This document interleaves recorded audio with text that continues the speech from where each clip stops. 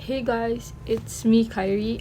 Sorry for having no upload for almost over a week now. I was supposed to film and upload all these videos I have, but it's outdated, so I had to reshoot them. So this is me reshooting them. I'm just combining the two, third and fourth week for February. So this is probably my last upload for February, or not. Maybe tomorrow I will upload more. I just let it happen. Like, I just film whenever I feel like it. Yeah.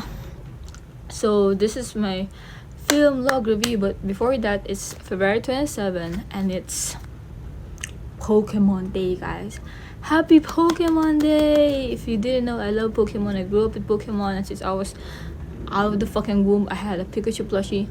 I was watching Pokemon before I go to school, after I go to school. I don't care. I played all the video games I've been playing since Pokemon Yellow, Pokemon Blue, Pokemon Red. I played everything. Yep. So these are Pokemon cards. They just arrived today. Actually, before I filmed this, I had to go out and get the mail. So here it is.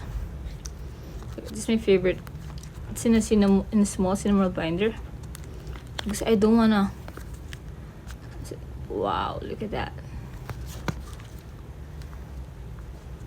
My favorite color is blue, yellow, and green, but my most favorite is blue. So you get it why I picked that. I have other cards which are from my Hirono Pop Mart art figurine toys. I have a lot of that. Okay. Chrysalis. Wow, Chrysalis is so beautiful. I love Chrysalis with Darkrai. I want to get my own Darkrai. And my most favorite card is this from the Little Prince Hirono, but my most favorite should be here. Jolteon. It's right there. Jolteon. I have more Jolteon. I'm a lightning trainer. If I was a trainer, well, I am. I mean lightning. All about Jolteon, BB. So yeah, let's talk about film. Let me get my journal. Hold on.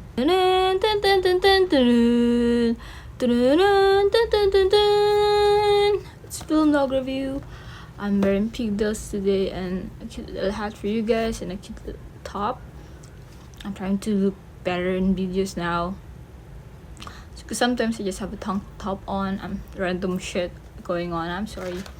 So look at all the films I watched this February. Fucking crazy, man. Look at this. 1, 2, 3, 4, 5, 6. Oh yeah, I kept going. Look at that. 8, 9. Yeah, okay, that's it.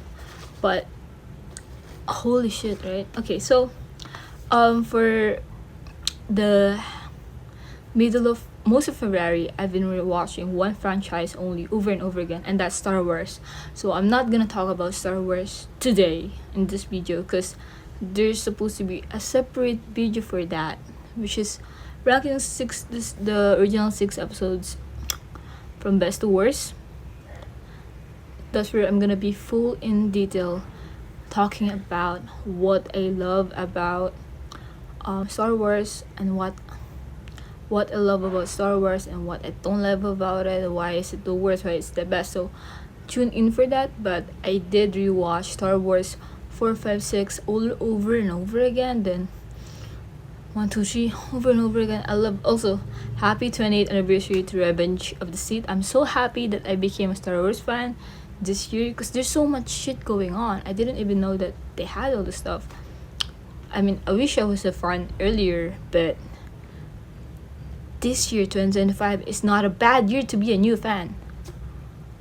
Like, the magic is still there. Everyone still loves Star Wars. I'm not sure if I want to get into Disney Star Wars yet. So if you're a fan of Star Wars, what do you guys recommend me? Tell me. Okay, I'm obsessed with the 6 episodes and I rewatch it over and over again. So February 9 and 10 and 11, I did nothing but watch Star Wars. So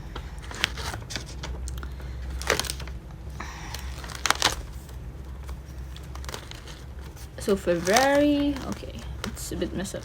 February 10, I watched a non-Star Wars film called Stop Making Sense, 1984. And it's a different movie. It's not about, story shit. It's a concert film. I love that they filmed this movie at the peak of their performance, where they're at their best. Because I'm telling you, it feels like you have ridden a time traveling machine and you're back to 1984 and you can see the band perform. It's so fucking awesome. They're so fucking good. I swear to God, you gotta see this if you love music, if you love 1980s music, especially rock and roll. All of their songs are hit. And I know you know one of their songs. Like, I'm not kidding. I did not know who Turning Heads were until I fucking until I watch it. I'm telling you guys. Okay, the first song that they after like 2 to 3 songs, they started playing Psycho Killer, Kiss Kiss Kiss, da da da da da da da da da da, Run Run, Run Away. I'm not a singer. I don't sing. I suck. I think actually my voice sucks. We know that. I don't like that my voice is deep or it sounds like this. I think it's annoying personally. That's why I didn't do any videos for so long before I'm doing YouTube videos like this and talking about whatever I want. But I'm not being a pick me. I'm being honest. I think my voice is annoying. It's deep as fuck, especially when I just wake up.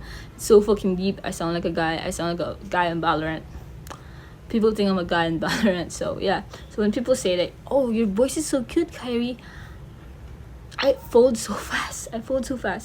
Especially when they're really genuine, and they say, "Oh, you don't sound like a guy to me," and I just blush so hard and giggle, like, "Oh, you think I'm a girl?" Because most of the time they think I'm a guy, so I love that. Anyway, as someone who loves music, let me show you my guitar. Hold on. So a blanket. Yeah. So this is my guitar. Yes, I do have a guitar, guys. I know how to do Scotty doesn't know the Fiona and B doesn't do in my bed every Sunday. I grew up with 4 brothers who plays the guitar, and mind you, they're like 10 to 20 years older than me. I have 4 older brothers. So I grew up in a big house with 6 siblings, with 4 brothers, 2 sisters who are older than me. I'm the youngest. If that isn't obvious, I'm the youngest. I act pretty childish, I think, so it should be obvious. I grew up in a house where none of us can sing. That's why we hold that shit into instruments. I got this last month. His name is Sinamuro. Channel is supposed to be like for my electric guitar covers, but I want to perfect them first before I start doing that. And I also want to invest into a camera that actually picks up the music really well. I also have an amp here. Wait, let me show you. So here's my amp. My little baby. This is my amp. Yup. This is my amp. It's so fucking loud. Actually, I should try it now. And I also have a ukulele. I can play all the songs. Can't Help Falling in Love, any Elvis Presley songs, Riptide, a classic. Basically, Kiss. What was that Little Mermaid song? Kiss the Girl. Yeah, Kiss. Also play the piano. Wait. Only one song though. For Alice by Beethoven.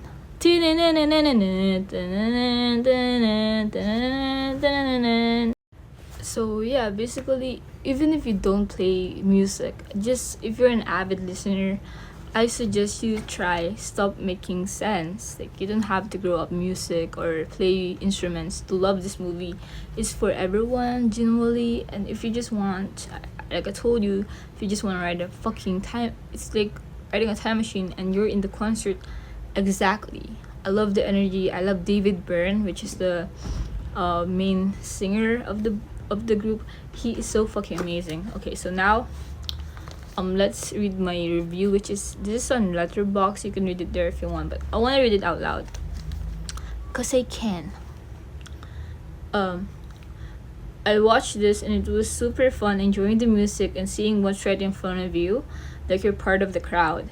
I had no idea who Talking Heads were or what their music was even, so you know that I got hooked, hyped up, and shocked when the moment I found out that they're the one who sang Psycho Killer, Kiss Kiss Kiss, da da da da da da da da da da. So good. Talking Heads is now one of my most favorite bands of all time, and I got to say that their energy on stage is phenomenal. To say what a glorious opportunity it is to witness performing them live. Super happy that they decided to do this in 1984, and everyone looks so awesome. Oh, I listed down all the films that I like from 1980s, which is Dead Poet Society 1989, Back to the Future 1985, Die Hard 1988, Stop Making Sense in 84, and now also Breakfast Club 1985. Like, okay, I'm not sure what years is. I'm not sure what year was Breakfast Club, 1989 or 1985 or 1980. So I don't know. I gotta search it up after this because I need to get the fucking answer, man. I need to get the answer. I need to get the answer. I cannot sleep if I don't know that fucking answer. Okay, so I most definitely love it whenever the lead singer, David Byrne, I'm sorry if I'm saying that wrong. Forgive me. David Byrne, Byrne, I don't know. He dances a lot, stomps his feet, does anything really, and moves like a scarecrow. There's a song where he moves like a scarecrow, and it's so fucking cool. He's so awesome.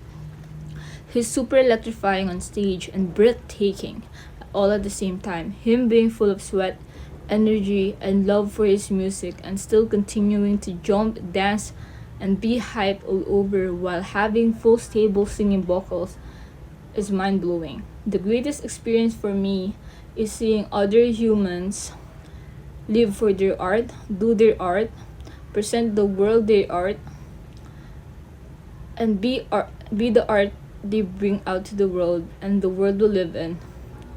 This is beyond beautiful. I love music and the artistic world it creates. Sometimes I'm shocked that I write shit like this. Like sometimes, wow, did they really write that? Like, wow, holy shit. I love music and the artistic world it creates. That's true. I love it. As a guitarist who grew up with brothers who loves music and the magical world of music, and my parents who love 1980s music, I always adore the genuine childlike joy all the singers and performers on stage have, especially Burns. The silliness and happiness each performance brings out what art is, and it hits your heart every time. It fascinates me. Having fun with what you do and what you're passionate about, that's what it's all about. That's what art is all about. So yeah, also for each song they present there's like a story unfolding for each song. Like they're like performing literal art, acting. Like, oh my god, please just watch this.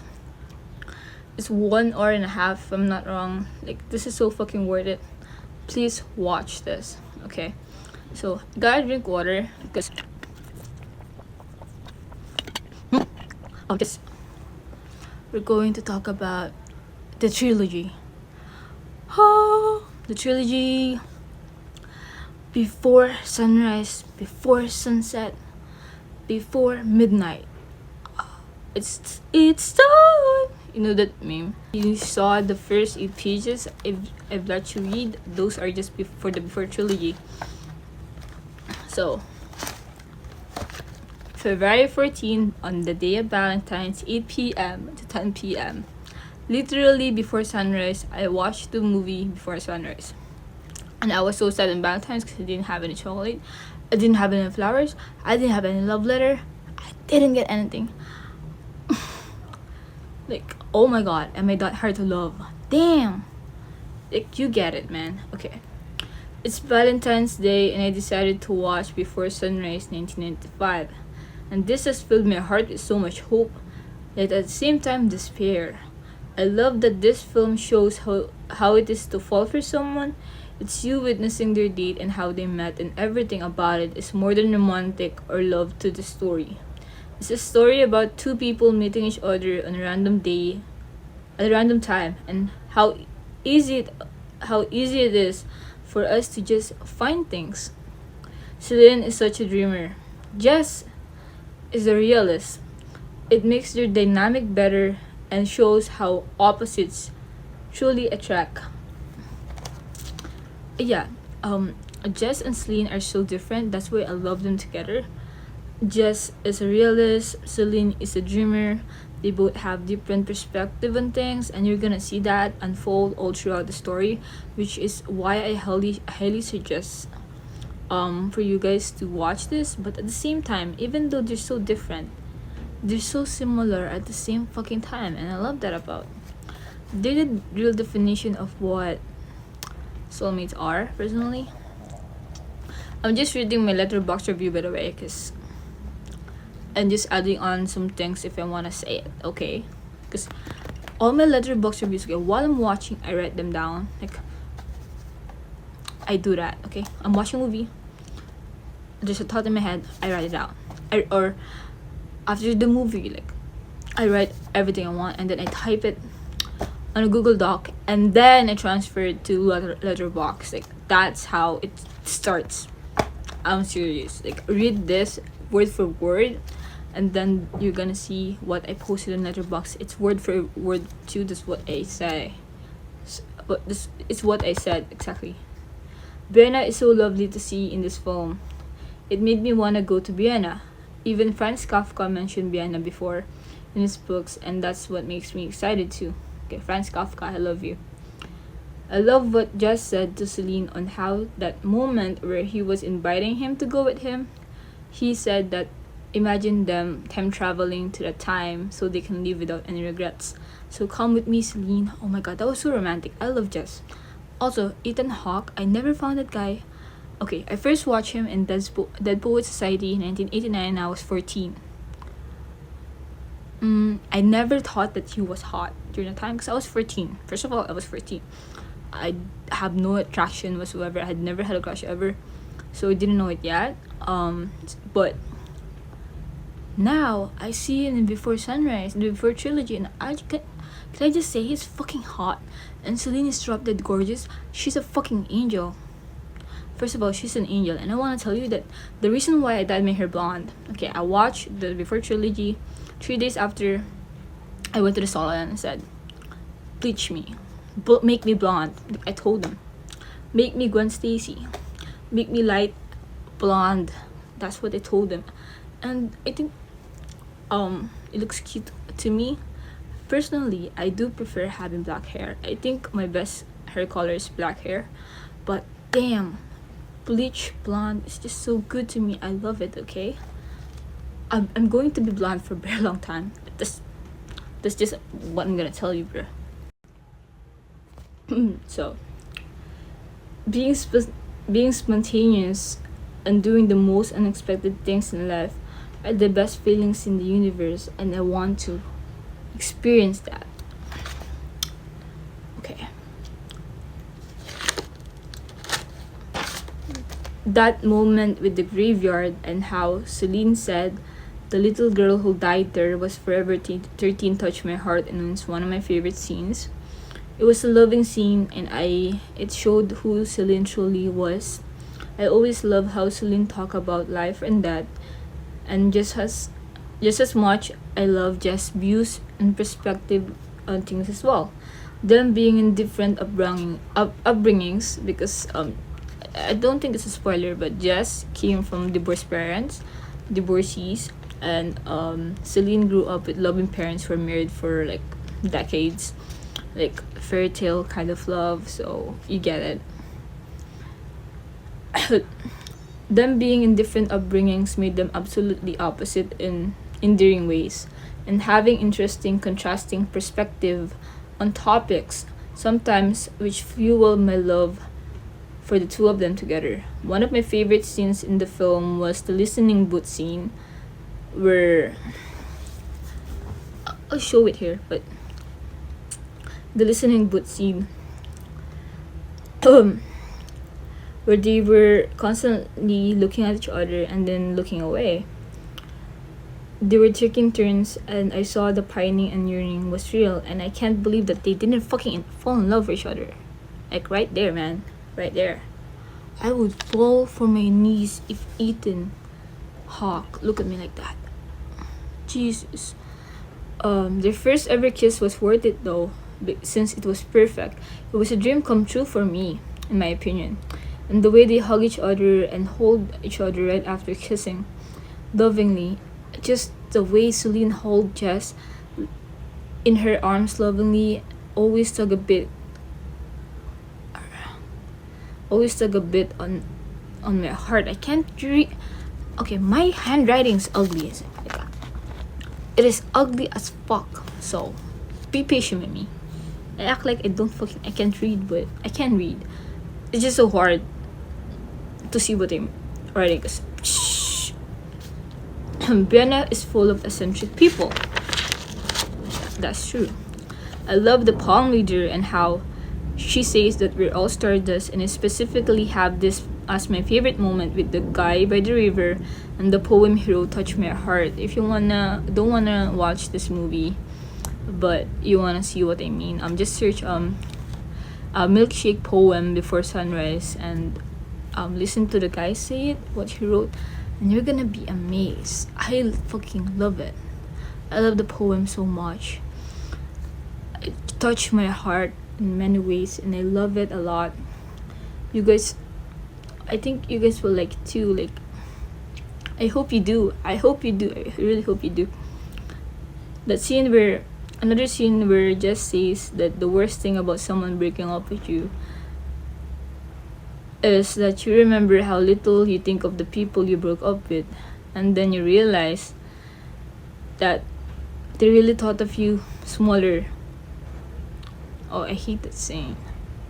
I hate that scene when he talked about breakups and shit. 'Cause I was going through one. And yeah, it's just, I don't know if it's true. Is the truth? I don't know. I really don't know. I don't know the answer. I don't know what people think of me when they break up with me, because it's none of my business anymore. You know, like, you get it. Like, it's over. So yeah, what he said was truthful, and I wonder if it's the truth. There are many things I love about this film, but most of all is how natural they talk. It's like you're on a phone call with someone you connect with, and the two of you never stop yapping to each other. All their thoughts and topics were natural and the most random in the realest way possible. Their conversations were something you'd imagine you'd say or have with someone, and that's how I love the dialogue and script writing for this movie. That is true.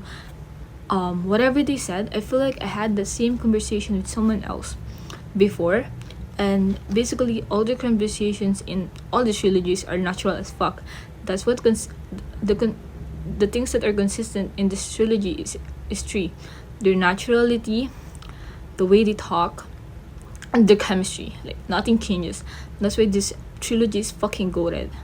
It is fucking awesome because of that. Because of Julie Delpy and Ethan Hawke, they're fucking good. They're that fucking good. I swear. 4. There's number 4, page 4. Wait.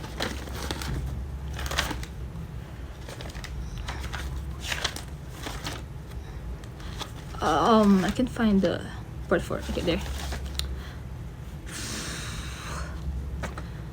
I know, it's just something that you can talk about someone, the way the way Celine and Jess interact with each other.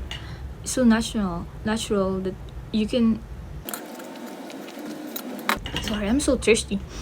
And stay focused, please stay focused, camera.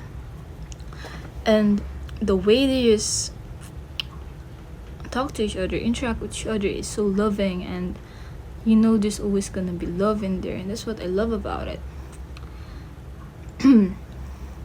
When Celine said, I mean, I always feel this pressure of being a strong, independent icon of womanhood and not making it look like my whole life is revolving around some guy, but loving someone and being loved, Edie, loved, means so much to me.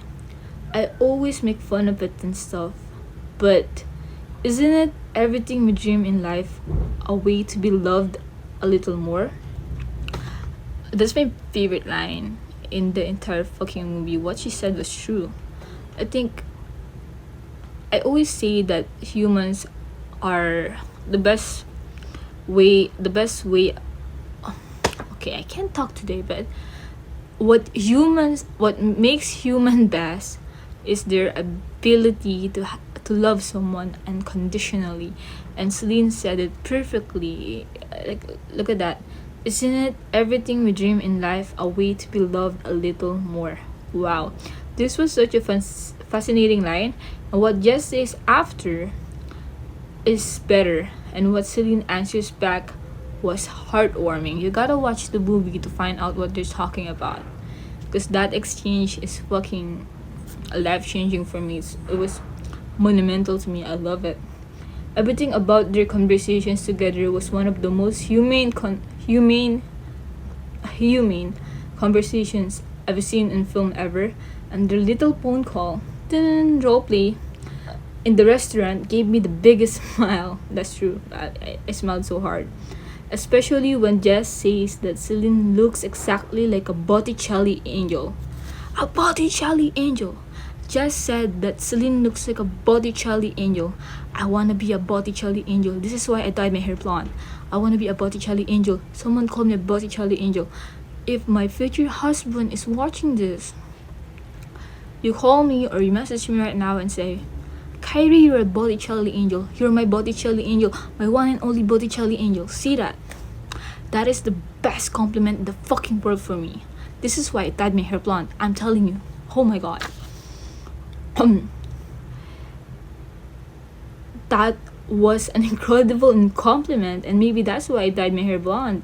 I hate being a hopeless romantic and seeing films like this.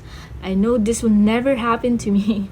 This kind of love, this kind of romance, this kind of dreamlike, spontaneous memories with. Okay, where's the part?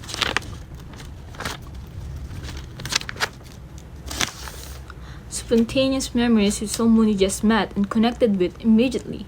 Where can I find someone like that? Where? Where can I find someone like that? Where can I find someone like that? I feel like I did before, but that's long past now. It's in the past. The entire film felt like a dream, and I love Celine's blonde hair. Let me just say, the way the light, the sun, the moonlight, whatever the fucking light hits her hair and her face, she's just so majestic. I love you, Julie Delphi. I think you are one of the most breathtaking and most gorgeous, most beautiful women on earth to act. You are built for cinema. I will watch more movies of you because of that Before trilogy. I think you're an amazing, wonderful actress, and I love you. Okay. I just had to say that. The entire film felt like a dream, and it does feel otherworldly. The way Celine says tomorrow her and Jess will turn into pumpkins, and joking about glass slippers were funny and adorable. I love how the film took it slow, and they just made us sink in with everything that is happening. I love that, actually. That's true, I love it. When they laid down in the dark under the stars and Ethan Hawke said, I would marry you, Celine. Wow. How can someone just say that? How can someone just say that? I wonder if a man ever meets me for the first day and say, oh, I'm gonna marry this woman. When will that happen to me? Where's the ring, man? Where's the ring? Damn it. how can someone just decide that? Is it really that easy? The way Celine always holds Jess intensely, tightly, and lovingly makes my heart filled with joy and jealousy at the same time, because I do the same thing. I hug after the kiss, I hold the nape of the neck. Man, I started yearning while watching these scenes. When will my soulmate come? Did I already meet him? Where the fuck is he? Celine is just like me. That's why I love this trilogy. She's exactly like me, okay? I'm telling you, she's me. If Celine was a girl, if Celine was a Filipino, you're looking at her. That's me. Celine is just like me. When people get sick of someone because of their mannerisms and everything about them. Okay, the video stopped for some reason. I think I have full memory. I don't care. But Celine is just like me. When people get sick of someone because of their mannerisms and everything about them, it's the opposite for me. The more I know about them, about their mannerisms, their weird quirks and shit, I find them endearing. I love them with all all their quirks, all their weirdness, all their weird as shit that only makes sense to them. I fucking love that. I fall in love more deeply when I get to know them more, especially their little quirks, the way they talk about something they're passionate about, the way they sing random songs out loud, random lyrics to you with no context at all, the way they tell you a random thought or fact from their head for no reason at all, and they're just like, hey KAIRI, did you know? The way they teach you about new stuff in life, the way they teach you about something they just found out, the way they achieve something and you're the first person they ever talk to you about it, the way they talk to you about their problems, the way they talk to you about their life, the way they can talk to you about anything and everything in this world without any hesitation.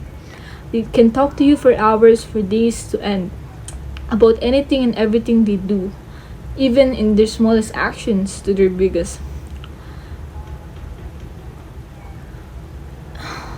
Yeah, I'm sorry, I had to pause. Okay, I was relapsing. I'm sorry. Big sigh. It says big sigh. Sigh. Lastly, I'd like to say that the train scene before she boards was fucking crazy. They were kissing. They were like tongue and shit, tongue in the throat shit. Like wow, the train scene at the end. I was like, when will it end? I felt like I was just watching something else. Like, damn, they kissed so hard. I just can't believe that they didn't date because of this movie. I couldn't believe that Ethan Hawke and Julie Delpy didn't fall in love right there when filming this. Absolutely unbelievable. I can never be an actress because I'd be asking, what are we? After all this shooting. I loved that little ending scene where they showed all the places Jess and Celine visited in Vienna and how now it was all empty and a memory. What a film this was. It's just full of love, full of true love. I believe true love is waiting. I believe true love is something you don't force or rush ever. If someone is ever willing to be patient enough and wait for the right time for us to be together and yet stay faithful to you through thick and thin, I think that's definitely the truest love ever. Wow. And after that, before, this is my favorite movie out of all the all three movies. This is my favorite movie. Before Sunset. Okay, the second one is my favorite ever. Okay, let me sip more water. I'm sorry.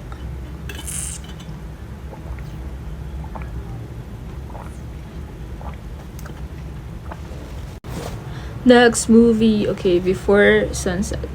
This film, February 15. Okay, before sunrise, I watched Before Sunset, literally before sunset, at 4 p.m. to 6 p.m. So here, this film made my heart burst again into despair and shattered the reality of life.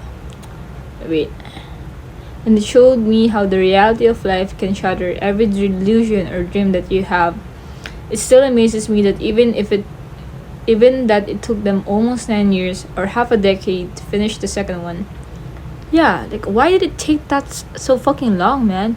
Real uriners. I would kill myself if I was in if I if I was born in '90s, because I'm born in 2001. If I watched this movie and I was a teenager or something, and I had to wait for 200 for almost 10 years for the second one. Like what the fuck, man?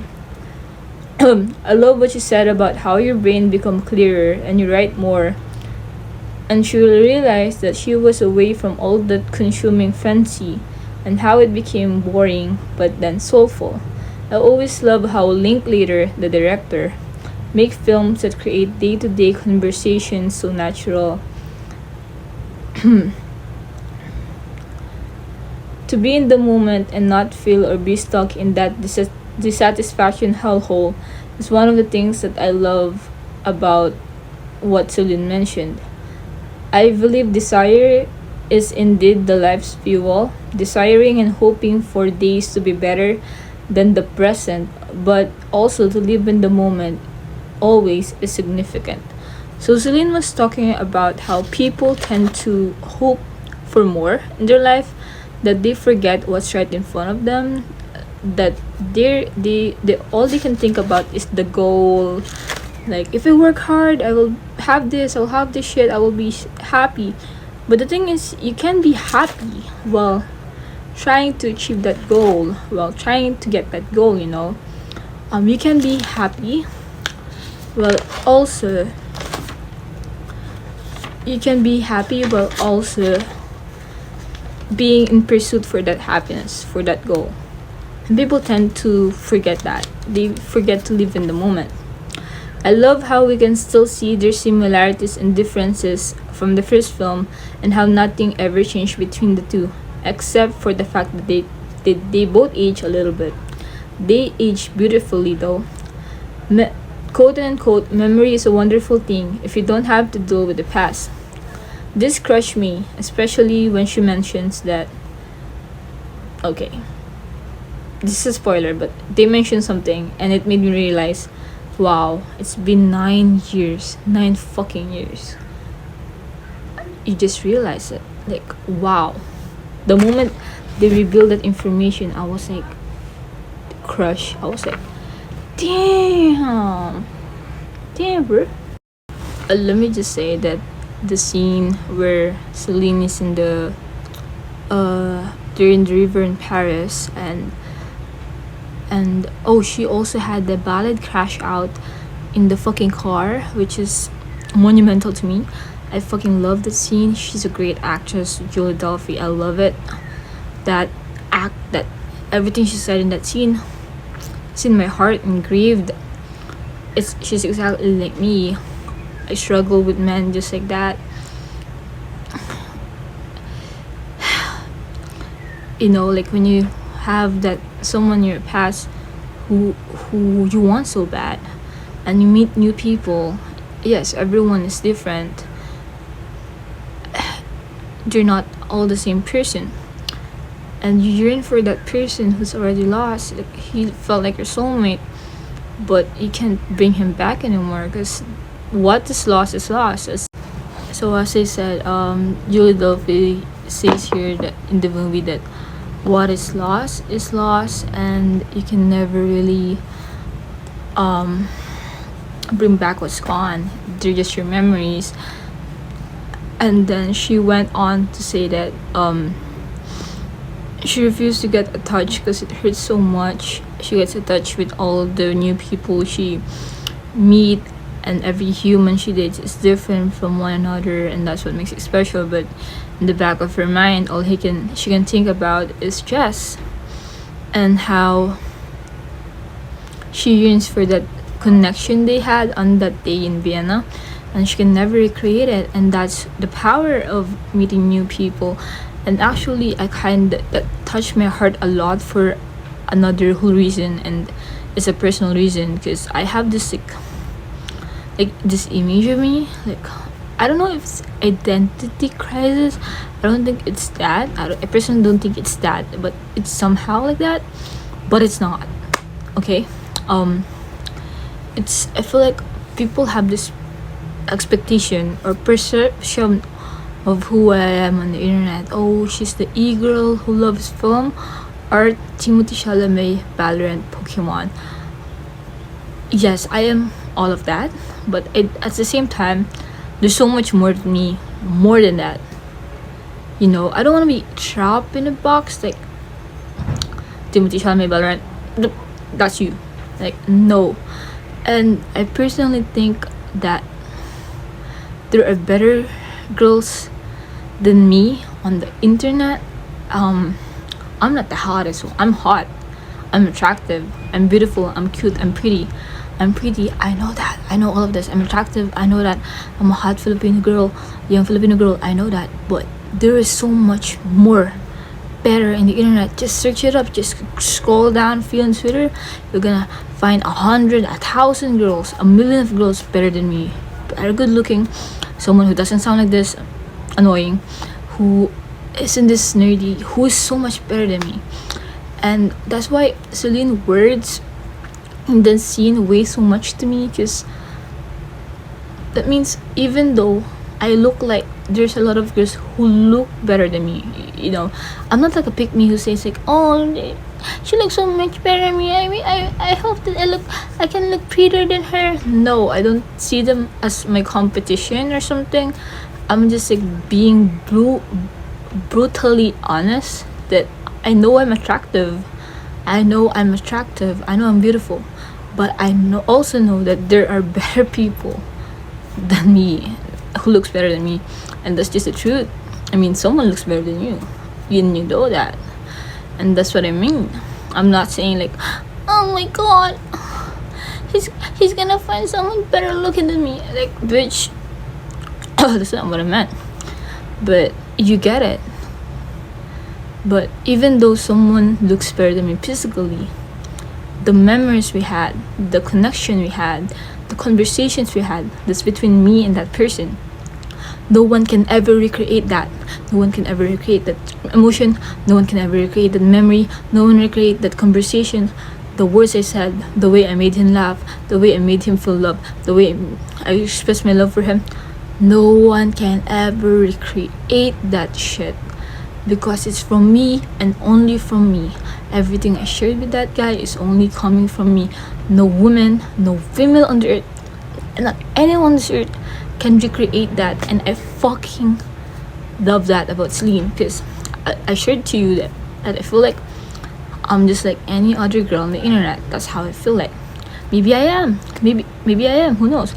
But one thing about me is that I'm gonna make you feel special. I'm genuine with people. I'm honest with people. I don't like lying at all. But yeah, that's what's important to me. That's what matters to me. And I try to be that. And I think I'm doing well.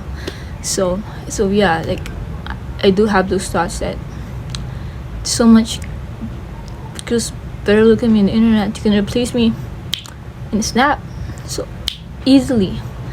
But can they be this funny? Can they be this nerdy? Like, you don't know that. Like, you don't know. And that's what Celine meant. Like, every person in your life is different. And it's funny that you think that it's easy to recreate that, you know? As said here, the regrets in the boat, in the river, and the memories they shared, and how as a younger age we think that we can always connect with people easily. Then we grow older and find out, no, it's super rare. It hurts to know that we can see someone as our soulmate, and then one day they just disappear and not be there anymore. The hug when she gets dropped off by the car was the same hug she did when they part ways in the previous film. This is why I love this movie. There's a lot of references from the first film, which is fucking beautiful, which is breathtaking. And I will honest be to God, this is the only film in the trilogy that made me cry, is when she started playing her guitar and played the song The Waltz. Oh my god, that fucking scene crushed me, destroyed my heart, crushed my soul. Okay? Because wow, man, wow, holy fucking shit. You can feel all the yearning, all the 9 years, all the fucking 9 years in that song. You can feel it. And she has a beautiful voice. I fucking love that song. I love it. And Ethan's expression when listening to the song. Oh my god.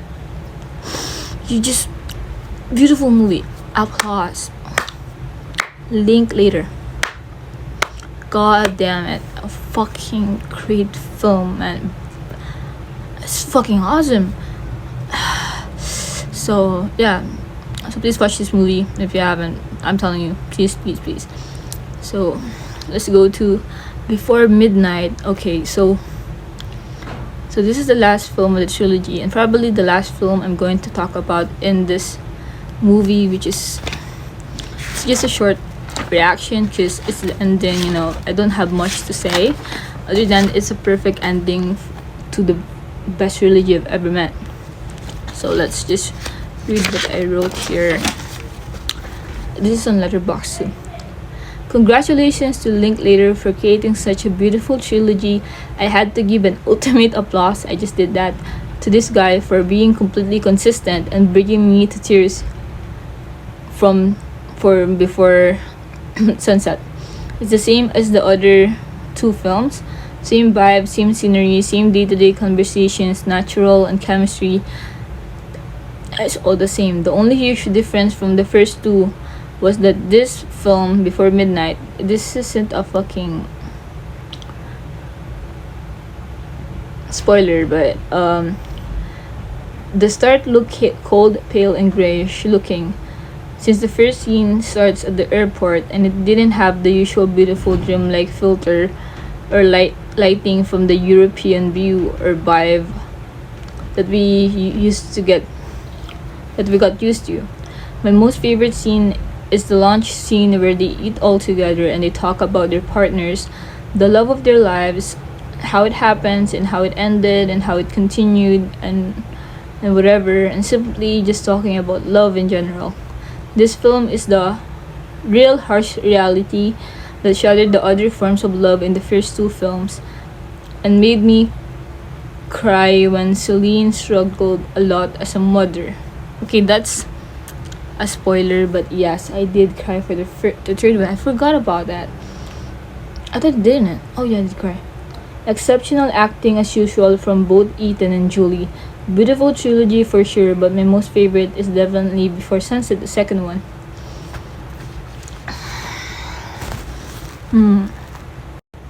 So that's Before Midnight. I just have to say that this is, in the first two films, they show different forms of love: yearning, first love, love at first sight, getting to know each other, falling in love, deciding to be together, falling apart, being apart, stuff like that. But this is the third one, features everything, the real love. Like, even if you marry someone, this is not spoiler, okay, I'm sorry if I'm spoiling you, but I'm just giving a review. But it taught me that even when you marry someone, even you're with someone you truly love, it's good that you remember that even when you're with someone you love, you have to work hard. You have to work hard every day for their love. Even if you guys are together, you cannot be comfortable, you cannot be lazy, you cannot not make them feel loved every day. Like, that's what I try so hard when I'm with someone, when I'm dating someone. I try to make them feel loved every single day. I work hard for that. I am consistent. I love that. I love being in love.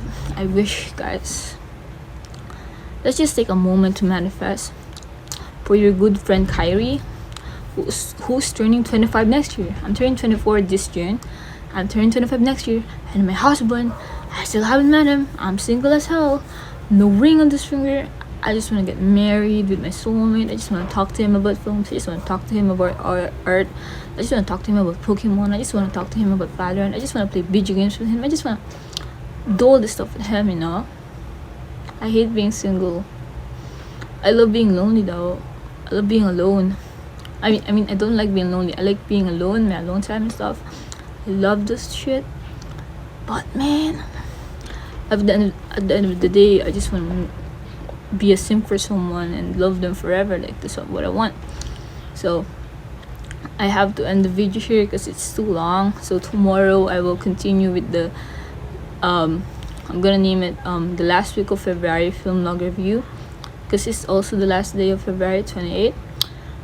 So bye guys. I hope you like it. I hope you watch the Before trilogy, because you got to, you have to. Okay, you cannot live on this earth and not see Ethan and Julie make out like that. Like, you cannot, man. You can't. So yeah, I don't want to talk about much about Before Midnight either, because it's a beautiful ending. I think it's just the ending. I do have comments that I want to say that I didn't like specifically, but I'm not gonna say it. Just between me and the universe, you get that. I didn't say any thought I have during this movie, this trilogy, because I want to keep something for myself between the film, like how I resonate with it, how I relate to it, how I think about it, how I feel about it, shit like that. There's some stuff that I keep to myself, and that's between me and the universe. So bye guys. See you tomorrow. Bye bye. Bye bye.